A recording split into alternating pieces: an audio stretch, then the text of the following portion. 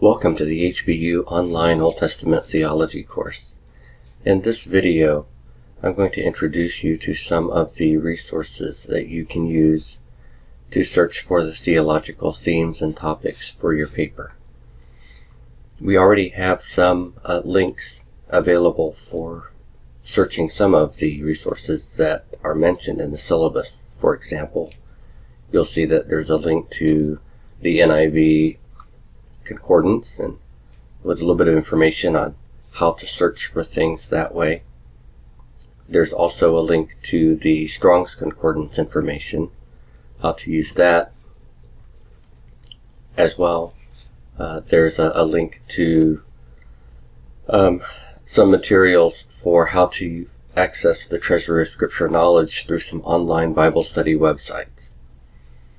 But what I want to do in this little tutorial is to introduce you to one other tool that is an excellent tool to accomplish all the sorts of things that you're asked to do with regards to your search for theological themes in your research project or your essay.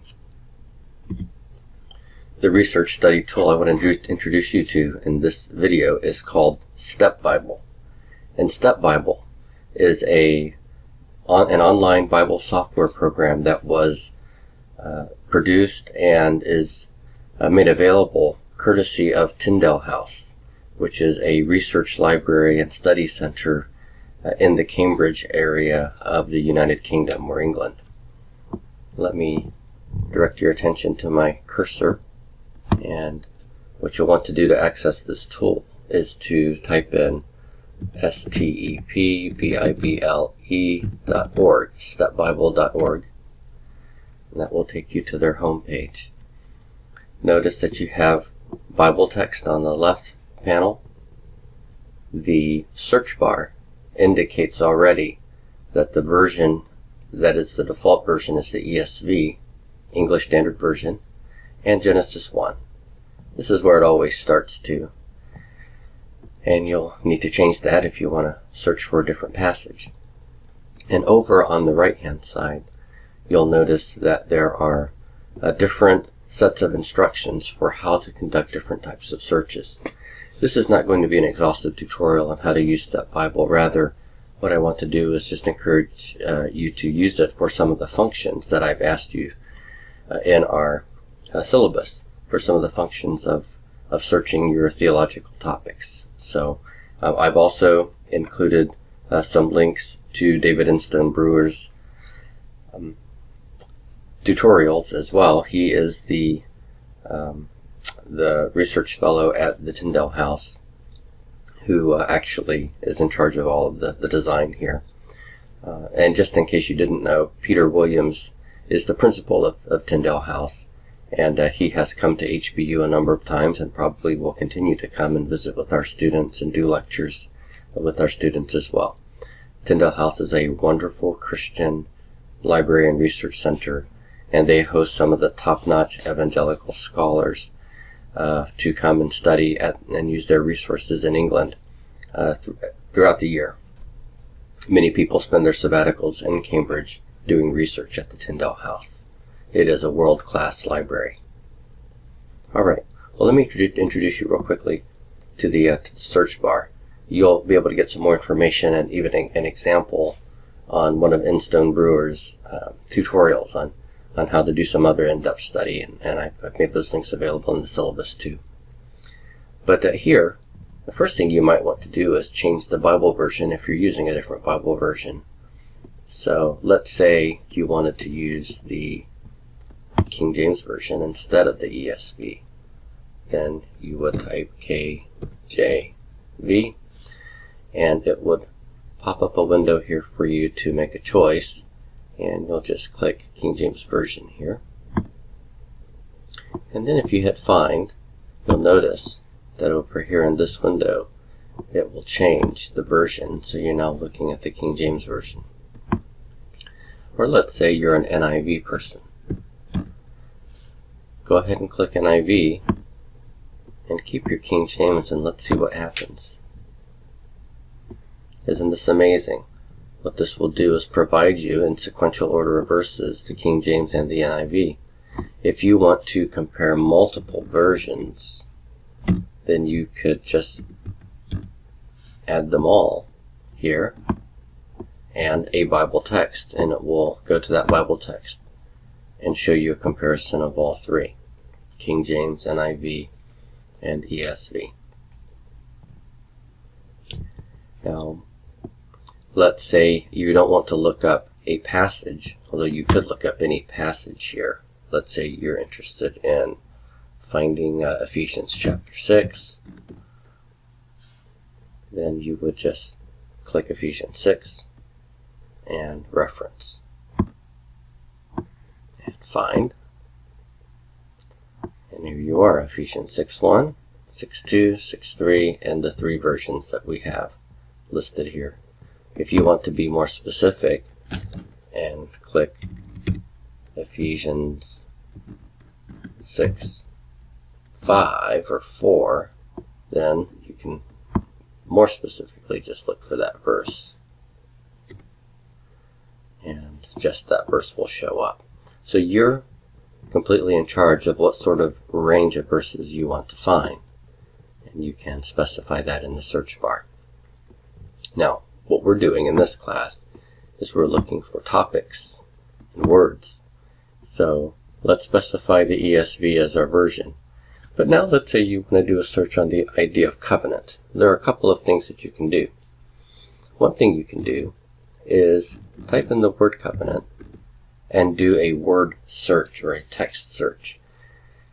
Whenever you start to type in text, a drop-down menu of anticipated options are going to come here. So when I wrote the C, it searched for books in the Bible that begin with a C. And so Colossians is one of those books, and all three chapters of Colossians as well. So this is just trying to do shortcuts for you. Covenant here is a New Testament word, so this is going to reflect the Greek New Testament word behind covenant.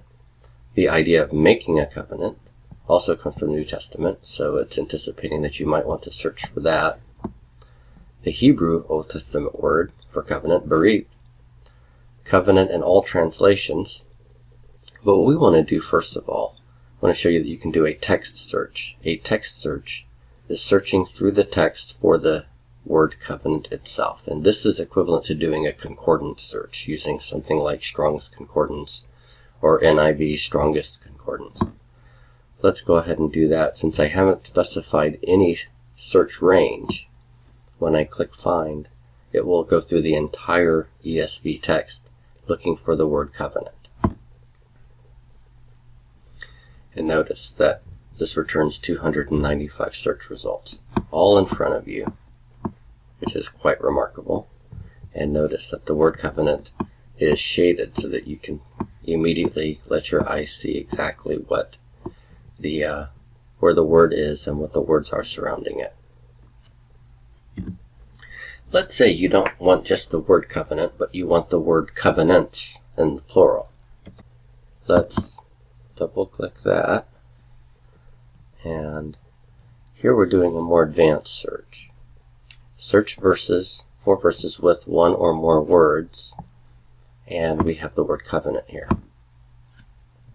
What we want to do is add an asterisk at the end of that. And what that does is it allows us to search for the string of letters that equal covenant, plus any other possible letters after the T, like NS, for example. Or if there were such a form as covenanting, then ING could also be included by the asterisk. We'll add to the lookup query, and now that more complicated search shows up here. It's hard to read that. But we're looking for a covenant with any possible letter combinations after covenant, or just covenant by itself. And it will come up with 301 results.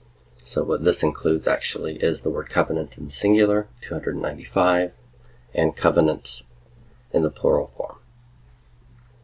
So you'll want to make sure that you take advantage of doing these sorts of things when you're looking for your specific words.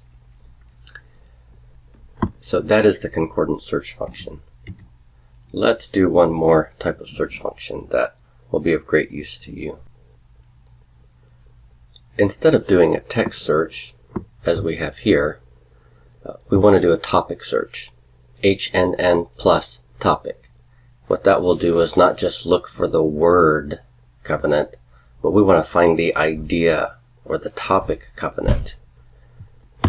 Things about covenant. So let's click find, and I'll tell you what HNN stands for. HNN stands for book headings, nave subjects, and naves related subjects. Book headings simply means that the ESV editors have given you book headings, and several of the modern English translations do this. They give you book headings with words specifying what the topic of that little paragraph is. And this topic search for the word covenant, and you can specify any sort of topic that you want, will search all the book headings alone and then list those for you so that you can get all the paragraphs that have to do with that particular word. Naves subjects is the second type of topic. So we had HNN for our topic search back when we had the pull down menu over here. So that's what that stands for. Headings, naves, naves. Two different sorts of naves topics searches. Under the nave subjects, you'll notice then that covenant is subdivided into several different topics or discussions within them. It's very interesting how this is laid out. So God made covenant with Abraham.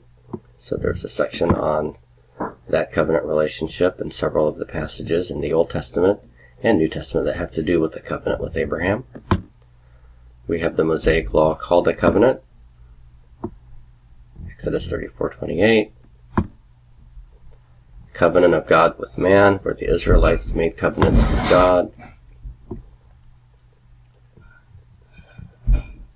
Come, let us join ourselves to the Lord in an everlasting covenant.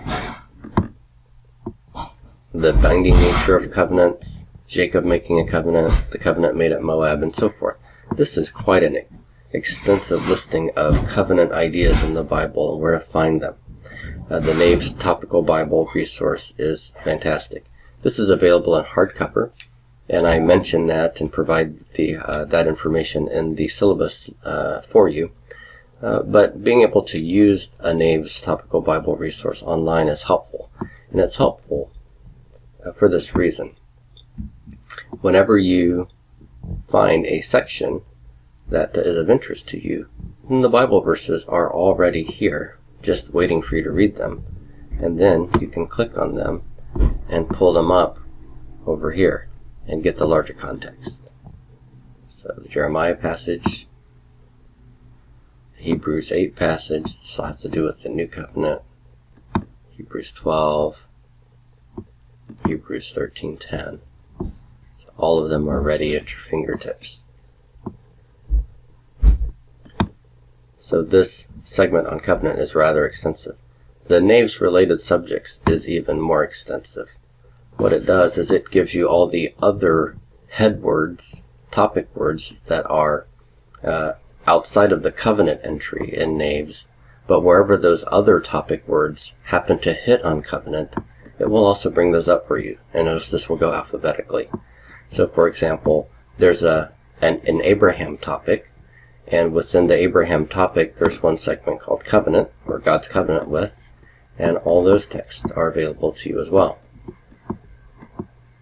So let's say you are interested in covenant, and you're especially interested in David and God's covenant with David, and you know that there's got to be something under the David entry for covenant. Well, you just search down to David here, and you'll be able to see all the places where David makes covenants or God makes covenants with David. Let's go back to our search for passage. And let's say you're looking for the New Covenant, which is Jeremiah 31:31. Click and enter or find We'll execute the search. You'll notice that there are some cross-references here. And so there's a few that have to do with the New Covenant. Superscripted A here is related to the A over here. The B over here is of course related to the B here. If you click on that, it's going to open up a pop-up window for you, and you can see the text right away without having to move away from the resource that you have open. 2 Corinthians 3:16 will pop up here. You can also right-click and left click to highlight, right click to copy, and then you can copy any of those texts into your word processor.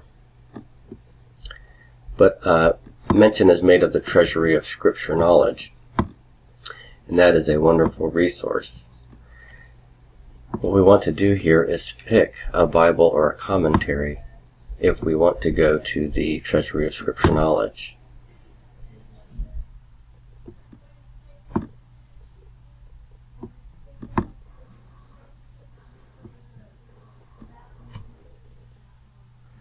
And so let's add the treasury of Scripture knowledge here. So we did that. Click OK. So we did that by picking a Bible or commentary. And now we're going to add the treasury of Scripture knowledge for Jeremiah 31:31. Click Find. And so notice here that the treasury of Scripture knowledge as a resource occurs underneath the ESV. We can add, again, other Bible translations if we want to. King James Version. That will show up below. If you want,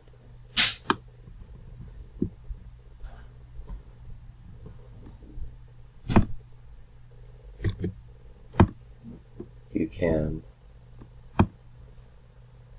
remove